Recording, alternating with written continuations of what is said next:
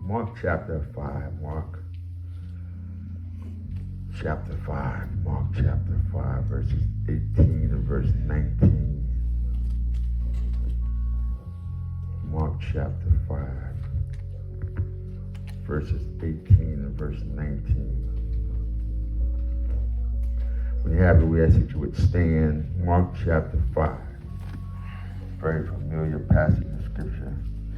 Williams, I like Mark. I like Mark. Mark is like a kid in a candy store.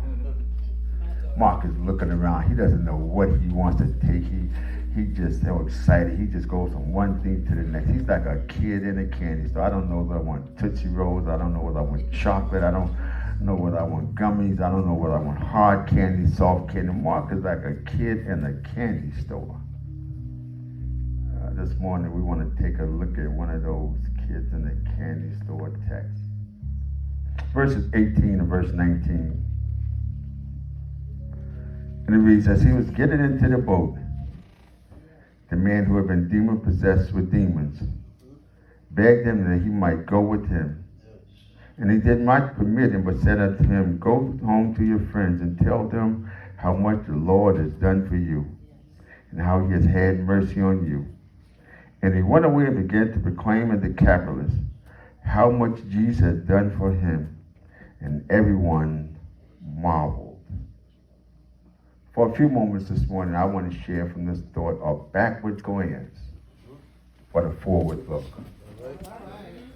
Are y'all going to pray with me? A backward goings, but a forward look. Yes. Deacon Sutton, for a little while this morning, I want y'all to take a journey with me. All right. I want you to get in your car of choice, whether it's a Mercedes or Infiniti, an Acura, Cadillac, or Chevrolet, whatever the vehicle is. Open the door, get in, close the door, put your seatbelt on. If someone is driven before you, adjust the rear view mirror. Deacon Howard, if Shania's been driving, turn the music down. Look into the rear view camera, look backwards, look behind you, to the side of you. Back out slowly. For a few moments, I want you to start driving. Every now and then, I want you to look in the rearview mirror, but keep your eyes looking forward. Yes. Every so often, I want you to glance to your passenger side mirror, and it says in the passenger side mirror, the objects that are in the mirror are closer than what they appear. Well, when y'all drive with me today, we want to drive with me past a cemetery, a place of dead people. This morning, I just wanted to say that we had some dead situations that we need to drive past in 2025. This morning, I want you to put your windows down. Listen with me for a moment. This morning, there's a wild man screaming. He's cutting himself with stones because he can't be bound this morning even with chains.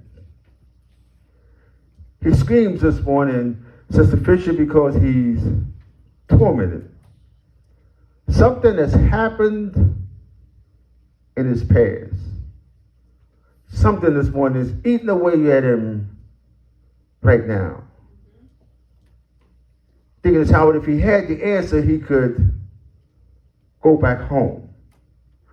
If he knew the cause of it, Marvin, he would be able to hush the screaming that's inside of him. If he knew what was going on, he was able to fix what is tormenting him, what is pulling him away from his family. But this morning he screams because he's untamable. He's a wild man. He's cutting himself with stones. They bring him to the graveyard, and he unlooses himself, and he finds a way back to town. They chain him up. They bring him back to the graveyard, but he finds his way back to town. Because what's bothering him this morning, it won't be solved in the cemetery. And it can't be helped in the town. His wife wants nothing to do with it. His children are afraid to let him come in the house. His friends don't recognize him. The man that used to wear the custom-made suit and the sharp shoes and hat, now he's disheveled. He's wild and he has changed. Can y'all hear him this morning? He's screaming, Reverend Williams. Put your window down for a few moments and drive on.